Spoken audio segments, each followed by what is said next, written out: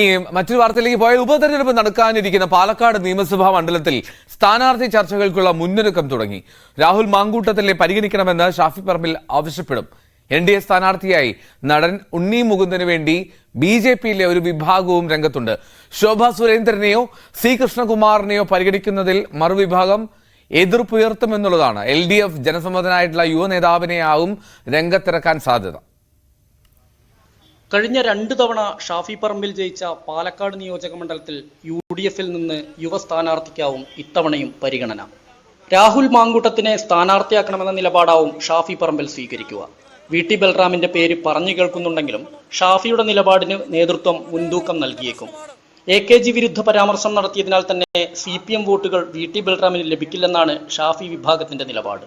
CPM വോട്ടുകളിൽ നല്ലൊരു പങ്കും കഴിഞ്ഞ 2 തവണയും ഷാഫിക്ക് ലഭിച്ചിരുന്നു.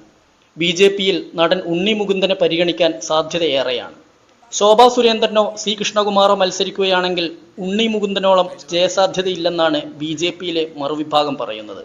സുരേഷ് ഗോപിയുടെ സ്റ്റാർഡമാണ് തൃശൂർ ലഭിക്കാൻ പ്രധാന കാരണമെന്നും അതുകൊണ്ട് തന്നെ ഉണ്ണി മുകുന്ദനെ പാലക്കാട് പരീക്ഷിക്കുന്നതിൽ തെറ്റില്ലെന്നും ഇവർ പറയുന്നു. ജനസമ്മതിയുള്ള യുവനേതാക്കളെ ഇറക്കാനാവും CPM ശ്രമം. അങ്ങനെയെങ്കിൽ M സ്വരാജിന് പരിഗണന ലഭിച്ചേക്കുമെന്നാണ് അറിയുന്നത്. സ്ഥാനാർത്ഥി ചർച്ചകൾക്ക് ഇനിയും നമ്മൾ കാത്തിരിക്കേണ്ടി വരും. പക്ഷേ പറഞ്ഞു കേൾക്കുന്ന പേരുകൾ മേലുള്ള ചർച്ചകൾ തുടർന്നുകൊണ്ടേയിരിക്കുന്നുണ്ട്. പാലക്കാട് ആരു പിടിക്കും എന്നുള്ളത് സംബന്ധിച്ച് നമുക്ക് ഇനിയും 6 മാസം കാത്തിരിക്കുകയും വേണം. എന്തായാലും ശക്തമായ ത്രികോണ പോരാട്ടത്തിന് പാലക്കാട് ഏറെക്കുറെ ഒരുങ്ങുകയാണ്.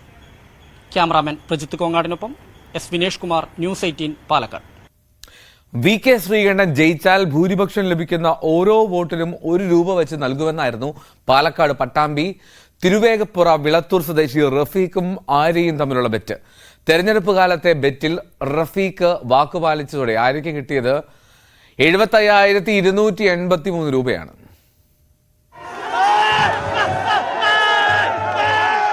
വിളത്തൂർ സ്വദേശി റഫീഖ് സ്വകാര്യ സ്ഥാപനത്തിലെ ജീവനക്കാരിയായ ആര്യയുമായി ഒരു ബെറ്റ് വെച്ചു. VK ശ്രീകണ്ഠൻ ജയിച്ചാൽ ഭൂരിപക്ഷം ലഭിക്കുന്ന ഓരോ വോട്ടിനും ₹1 വെച്ച് നൽകാം എന്നതായിരുന്നു ബെറ്റ്.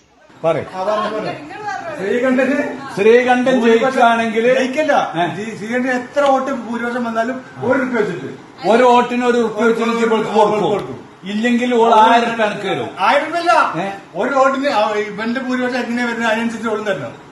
സമീപത്തുണ്ടായിരുന്നവരെ ബെറ്റിന്റെ മധ്യസ്ഥരാക്കി.